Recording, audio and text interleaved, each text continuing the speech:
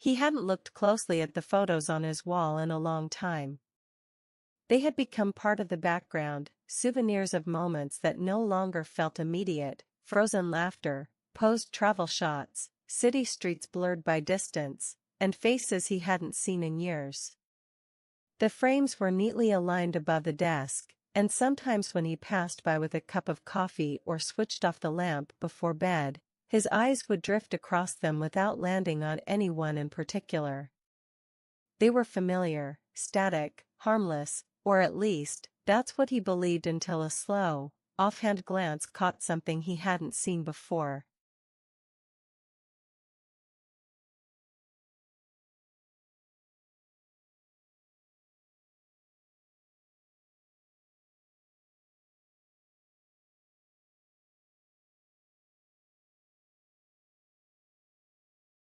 It was subtle. In one of the older photographs, a picture from a trip abroad, taken years ago in a public square he barely remembered, there was a figure in the background, standing still, slightly blurred, tucked between shadows and other passing faces. At first, he thought nothing of it. Crowds always produced strangers, passers-by captured unintentionally, fragments of lives intersecting for a fraction of a second. But there was something about this one that made him pause. The man's posture was odd, too still, as if he wasn't caught mid-step like everyone else. He was just standing, facing the camera directly, almost deliberately, though his features were too obscured by distance to be certain.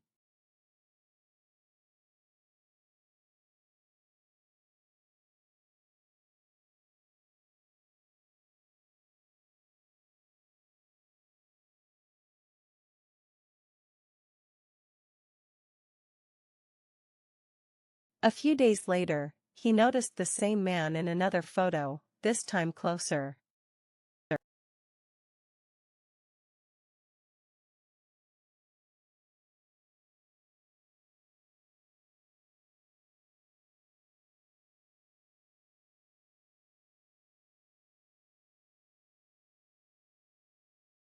He pulled both frames down, placed them side by side on the table, and stared. In the first, the man was far behind the crowd. In the second, he was nearer, more defined, still out of focus, but unmistakably the same figure, same height, same coat, same unreadable stance. Not looking at the photographer, necessarily, but always positioned just so, like he knew where the camera would be.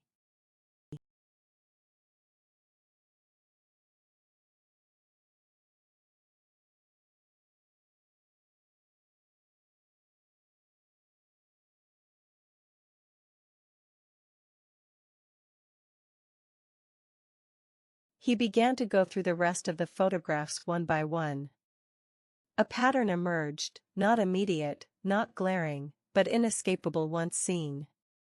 Not every photo had him, but enough did to mark a rhythm, a slow progression, frame by frame, as the man in the background appeared closer, more centered, more aware of his position in the image. And always the same coat. The same face, still slightly blurred no matter how high the resolution.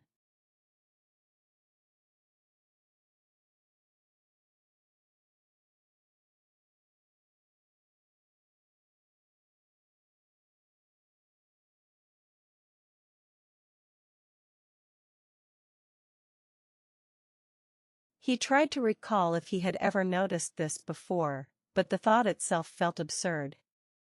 Who studies the background of old photos unless they're looking for something specific?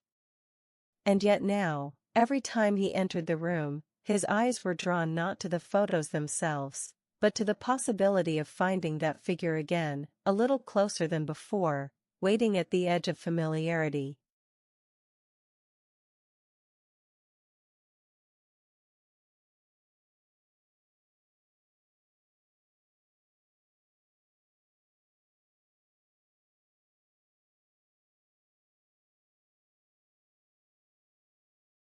And once he noticed the pattern, it became impossible to unsee it.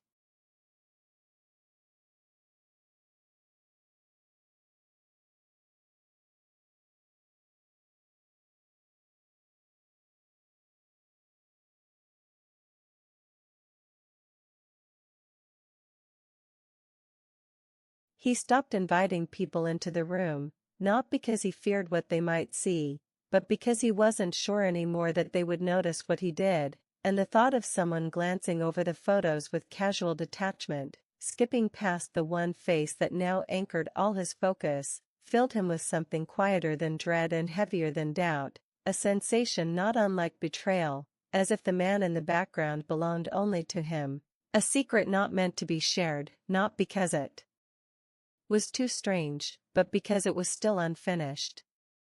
He took them all down one night, every frame, and spread them across the floor in a long, careful sequence, ordering them not by date or location, but by proximity, by the distance between the camera and that man, who no longer looked like a stranger, not exactly, but like someone in the process of becoming familiar.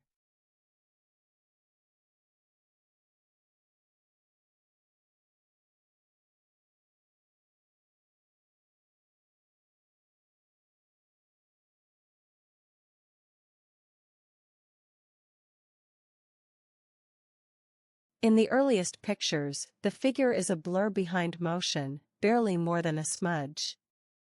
In the middle sequence, he is clearer, more deliberate, always watching, never smiling, posture rigid as though posing not for the photo itself but for the moment the photo would be studied.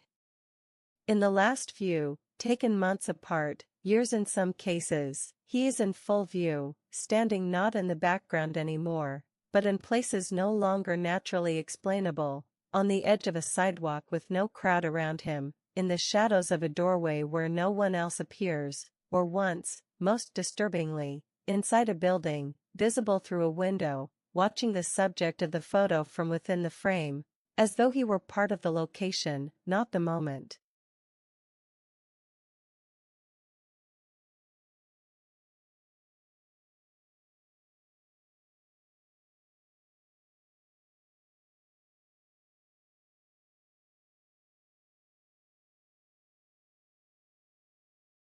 He began to wonder how long he had been there, not just in the photographs, but in the periphery of his life.